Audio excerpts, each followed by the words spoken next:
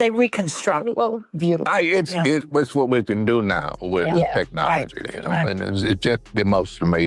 He blinks twice, surprised. Then, without any sign or warning, Whoopi Goldberg interrupts him right in the middle of his sentence. There's no smooth change in topic, no polite ending, just a sudden, awkward shift. It happens live, in front of everyone.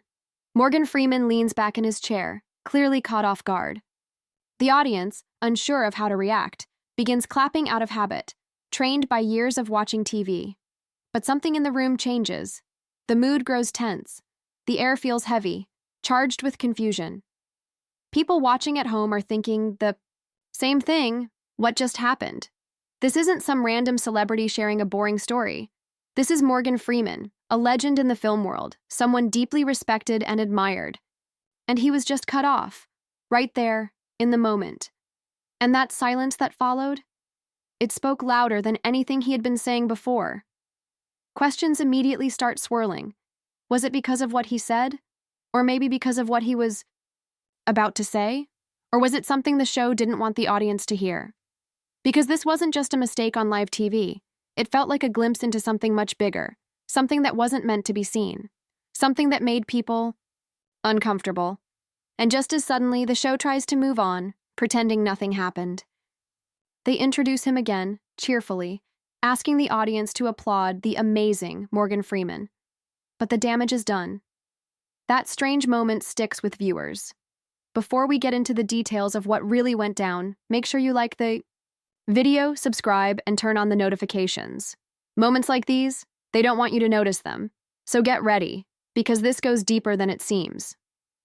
Question, but we run out of time. Listen, this is extraordinary, this documentary. Oh, yeah. I agree. The show starts off just like you'd imagine. The familiar theme song plays, the set is lit up brightly, and the hosts are all smiles. Joy flashes her usual cheerful grin.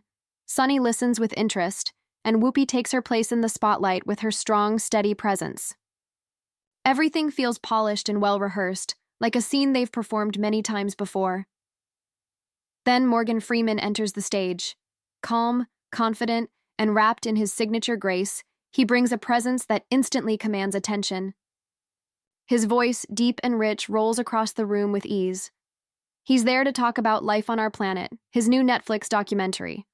On the surface, it seems like just another promotional interview, a quick stop to talk about the environment and raise awareness. It begins smoothly. The hosts ask about climate change, and Freeman answers with quiet confidence. They discuss the documentary's breathtaking imagery, its focus on past mass extinctions, and the serious challenges Earth faces now because of human actions. He responds thoughtfully and adds a powerful remark, saying life on Earth is struggling, and we are the reason why. The audience claps. Whoopi gives a soft smile. Everything feels controlled, rehearsed, and expected. But then, Sunny takes the conversation in a new direction. She brings up a lesser-known documentary Freeman worked on, one that doesn't often get mainstream attention. It's about the 761st Tank Battalion, the first all-black armored unit in World War II. She mispronounces the title, clearly trying to move on quickly, but Freeman gently corrects her. The 761st, he says, his tone calm but serious. The original Black Panthers. That's when everything starts to feel different. The room's energy shifts. Behind the scenes, you can almost imagine the crew growing uneasy. Freeman is no longer following the safe script.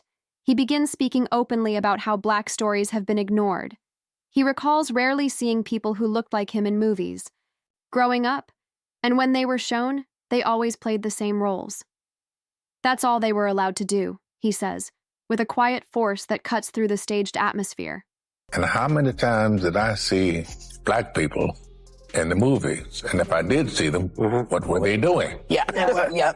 There were servants. That one word, servants, cuts through the air like a knife. The mood in the studio instantly changes. Joy forces a nervous laugh, clearly caught off guard. Sunny nods slightly, her expression tight, unsure what to say next. Whoopi clears her throat, trying to bring things back to a neutral space, but the tension is already spreading across the table like a slow wave of discomfort. Morgan, however, isn't rattled. In fact, This is where he leans in further. His tone remains calm, steady, but his words grow sharper, more direct. Without raising his voice, he steers the talk into uncomfortable territory. He shifts from talking about the past to addressing what's still happening now. With a quiet strength, he points out that we continue to carefully select which stories get told, and more importantly, which ones don't. We still choose the ones that feel safe, he says. The ones that keep things easy. That don't challenge the picture we've created. No shouting, no drama, just words that cut through the room with quiet force. And they hit hard. You can feel the weight of what he's saying, not just in the silence that follows, but in the way no one quite knows what to say next. It's not just about old films or forgotten history anymore. It's about the present, the choices we're still making, and the voices we still ignore. Freeman doesn't have to say much. Every sentence feels deliberate, each one landing like a slow drumbeat. The show may try to carry on as usual, but that moment, it lingers, it sticks. Because what he said wasn't just part of the interview, it was the part people couldn't stop thinking about afterward. Making sure people don't forget vital parts of our past, including this documentary that you executive produced called 761st. Did I get that right? Yeah, 761st Tank Battalion, the original Black Panthers. That's when Whoopi jumps in, clearly hoping to calm things down. She quickly says, "Well, that was just how it was back then," trying to explain it away. It sounds like a routine excuse, something said without much thought. She wants to soften the moment, to take the pressure off. But it doesn't work. Not with Morgan, not with everything that's just been said. The atmosphere stays heavy, the truth still sitting there between them, impossible to ignore. Her words feel small, compared to the weight of the conversation. The moment has shifted, and no quick comment can change that now. Not her fault. It's the period. It's upsetting to watch. Tell you Well, it shouldn't be that way because somebody did make money. Yeah. You know. Morgan looks at her, calm and unshaken. "Different, yes," he replies in a steady tone. "But that's not the full picture." His voice is controlled, not angry, just clear. He goes on to mention the people history often forgets.